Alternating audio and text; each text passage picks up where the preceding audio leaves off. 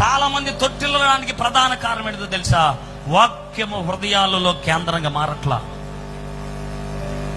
బైబిల్లో వాక్యాలు ఉంటున్నాయి, వాట్సాప్ లో స్టేటస్ లో వాక్యాలు ఉంటున్నాయి, మొబైల్ డిస్ప్లే మీద వాక్యాలు ఉంటున్నాయి.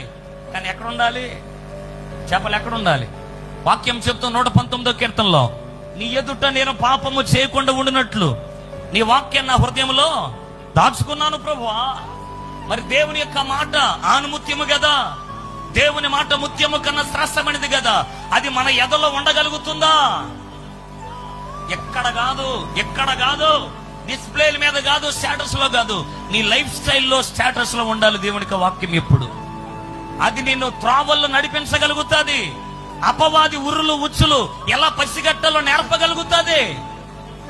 వాక్యపు వెలుగులో మనము నడవకపోతే మనము త్వరగా తొట్టెళ్ళగలుగుతాము, నయోమి ఎలిమెలకులాగా. సంగమా,